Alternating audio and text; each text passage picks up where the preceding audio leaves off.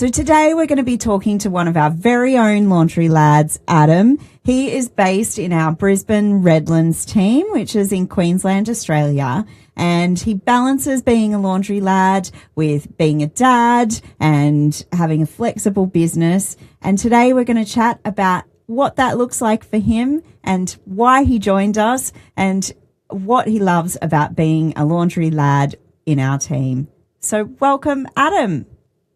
Hi, Adam. Thanks so much for joining us. It's exciting to have you here today. Good. How are you, Susan? I'm good. So, Adam, you are one of our laundry lads based in Redlands, Brisbane. And how long have you been with Laundry Lady for? I joined you guys in March of this year. March this year. So one of our newer lads, and so how big is tell us what your day looks like. How big is your client base, and you know, how much are you working in a normal week? So I'm one of the crazy people who went all in straight away, pretty much. So I started off just doing it as a sort of a side thing because I still was working at another company. But pretty much within the first few months, my client base was just taking off and the demand was there to be able to take it full time.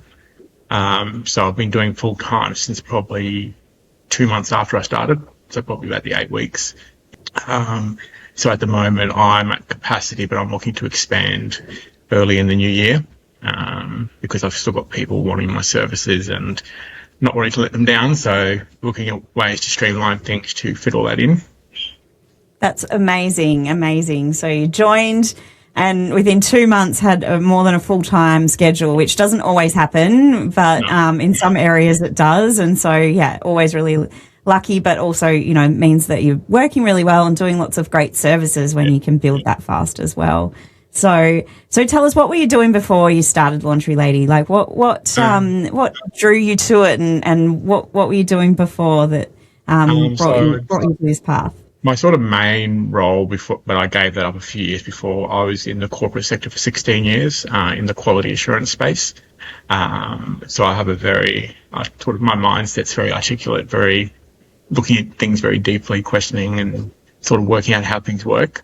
But after 16 years in the corporate world, I decided, I wanted to do something for myself. So for a short amount of time, I did have a coffee van, but found that wasn't the right fit for me.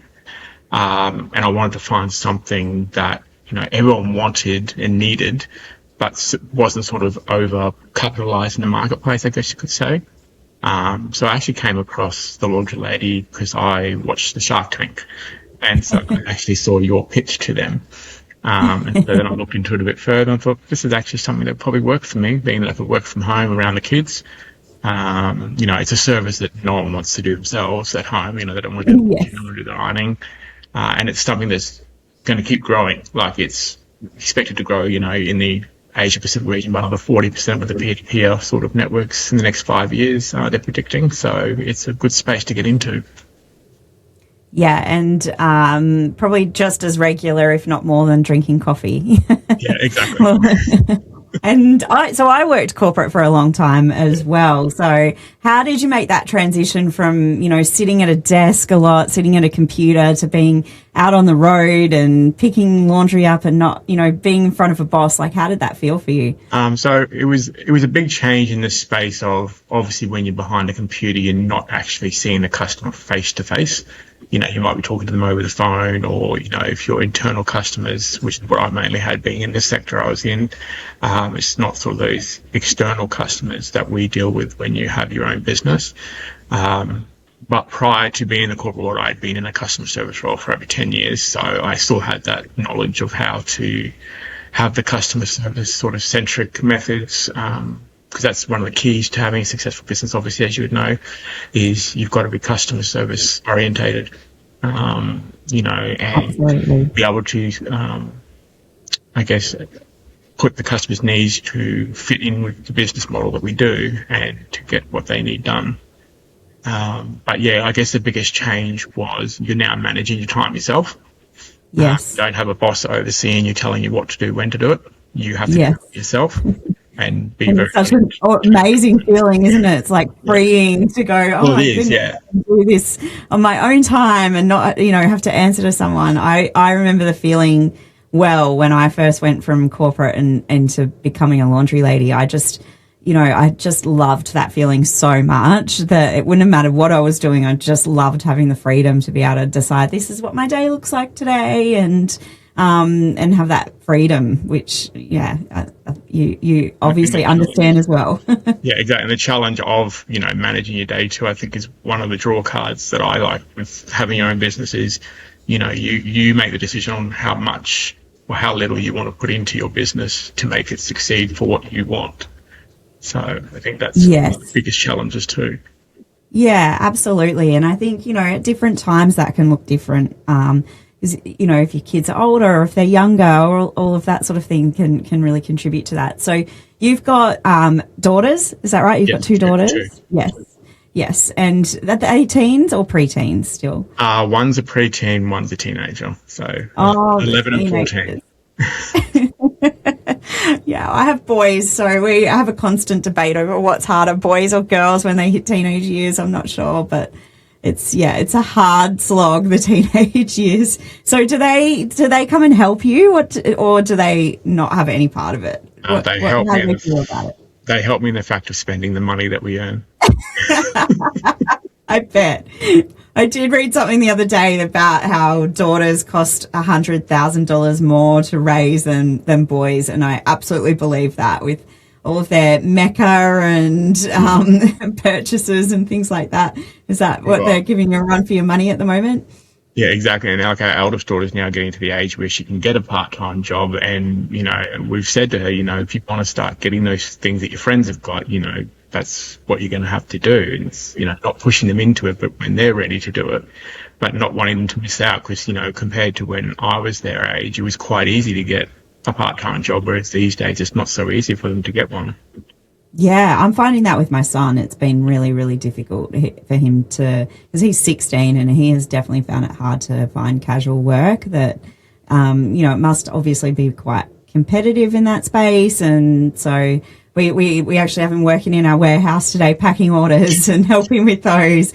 But yeah, it's like, I think it's quite a different world to when we were kids and you just absolutely had to get a job to get that extra, pocket money and do all those things. And, he's getting to that age where he wants to save for a car. And yeah, exactly. I just can't even imagine he's ever going to move out of home because he's never going to be able to afford it. No, not with the way prices are going now. So the girls don't come and help you do the folding or anything like that? No, my wife will occasionally come and help me fold towels or capes with some of the hairdressers that we service. She's a lot faster than me, actually, at folding than I am. Oh, that's awesome. And so what have you learnt along the way? Like, what's been your big laundry tip that you might have learnt as you've been being a laundry lad? I think laundry-wise, I would say, I guess the different types of what you can and can't wash in the machine. Yes. To be one of those people who just threw everything in the machine. Yes. I think it actually annoys my wife now because when we do our own washing, I'm like, you can't put that in there. She goes, no, I'm just shoving everything in.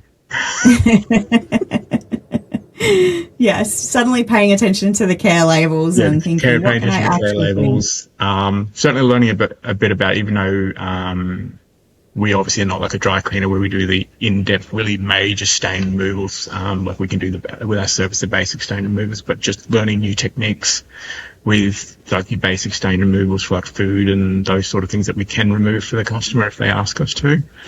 Just learning some interesting techniques, like who knew that milk actually removes ink out of shirts. and hand sanitizer as well is also very good with ink.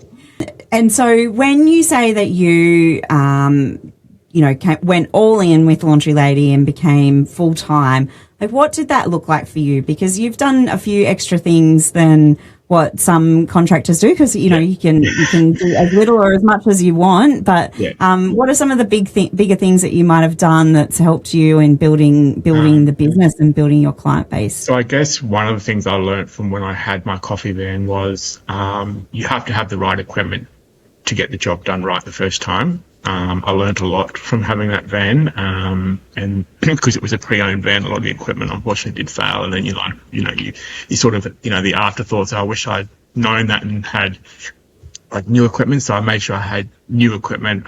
So with the washers and dryers, for example, again, it comes down to like everyone's budgets and what they can afford when they're starting out and what their obviously direction that they're wanting to take their business.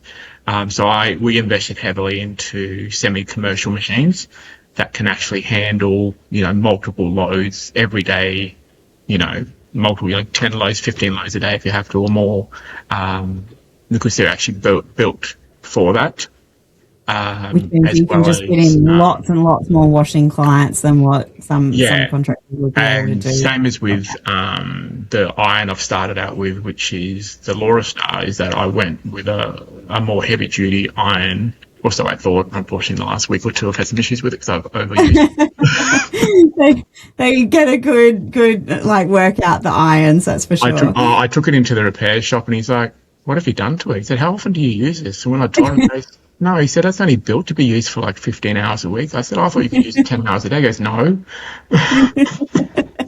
Yes, so that's why we're getting commercial equipment. So we've got commercial equipment coming in the new year. So we're getting a proper trouser press that can do business shirts, t-shirts, all that sort of stuff in half the time that hand ironing does, as well as a commercial ironing board as well, so that I won't have those problems again.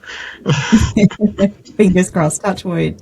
And there's something else very special that you've just recently got as well, which I know looks very familiar to me. So talk about that. I stole the design from your car, yes.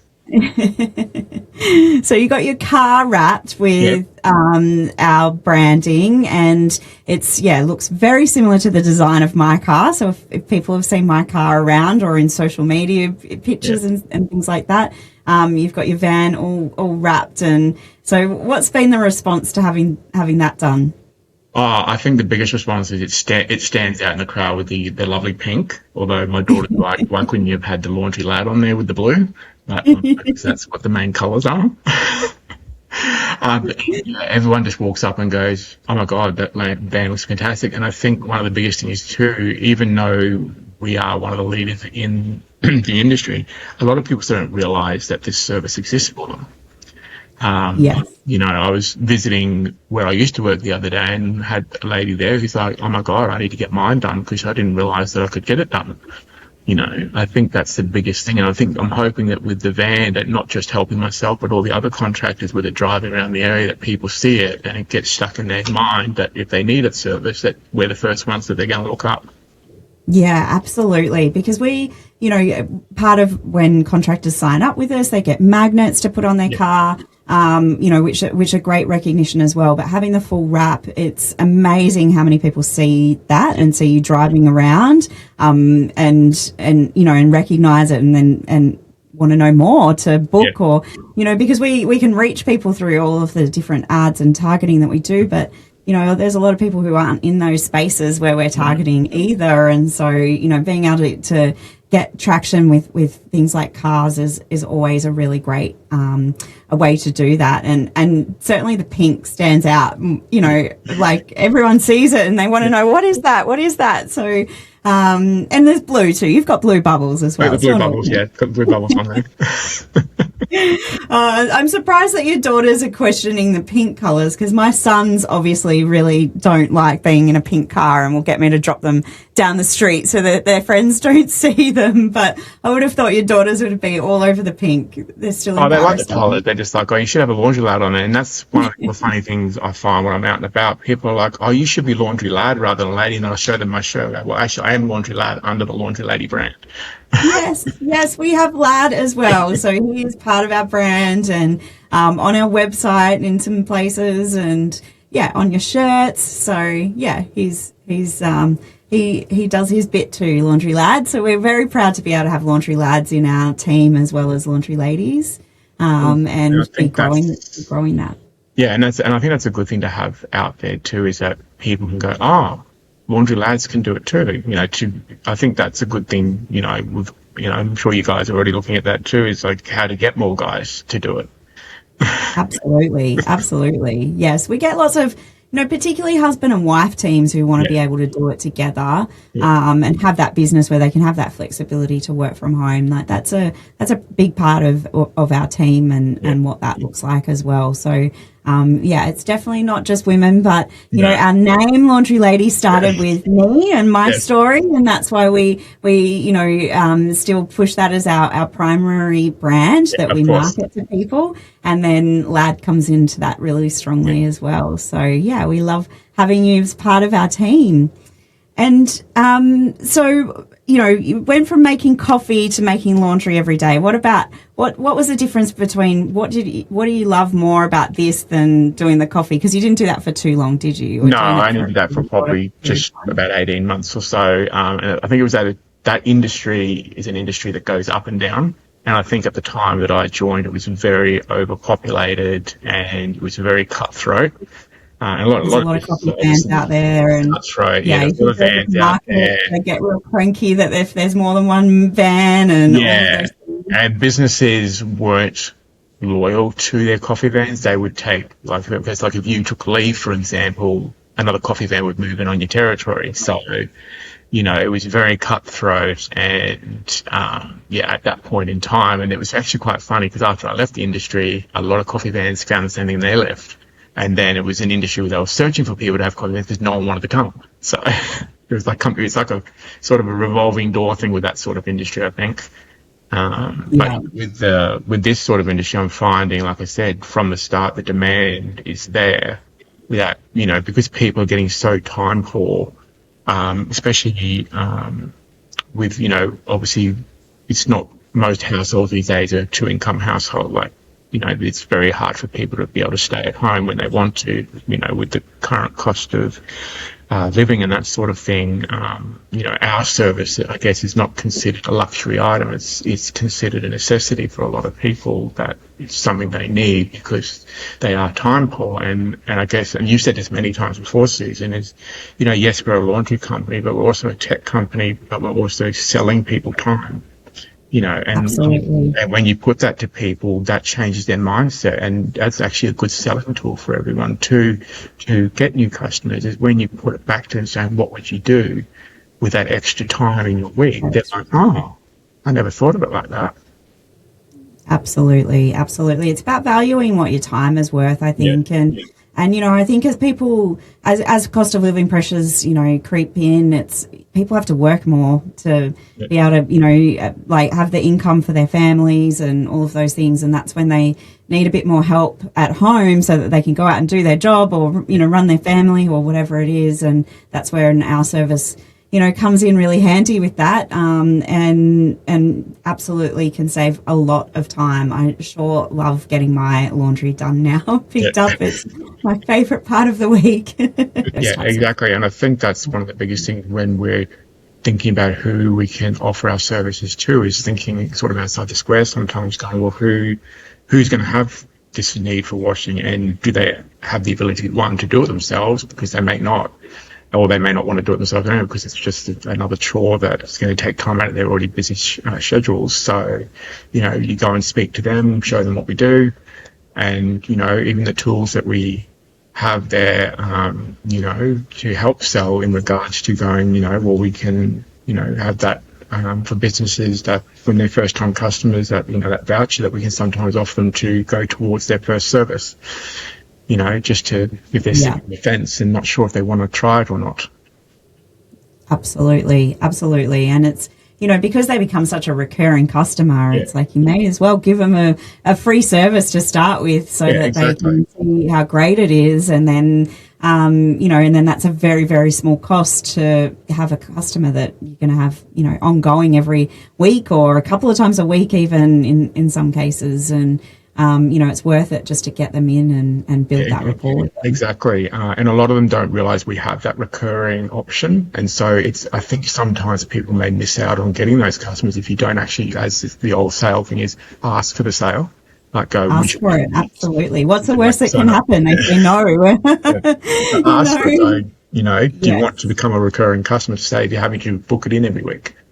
Yes. And most people are really happy to have that set up because, then it makes life easier for them. And we're investing a lot in our technology and building an app, and we're going to have that out very soon, which is going to give customers a lot more control over those kinds of things as well, which will be really great in helping them to manage their time better, but also great for contractors like you to have that real regular service from those customers. So we're excited to be investing heavily into those tools at the moment to be able to build that into more features for us as we expand. So we're coming into Christmas time now, which is exciting. And what does that look like? So this will be your first Christmas as a laundry lad. So what does that look like so far for you? Are you busier? Are you less busy? Are you noticing a different trend in what you're ironing more of those like Christmas linen tablecloths and things like that? Everyone's favourite, linen. I find in Queensland, now that we're in the summer, that linen seems to be the uniform of choice for everyone. It is definitely like in the, fashion trends at the moment is a lot of linen, which is, always fun for ironing. Yeah, I think too, and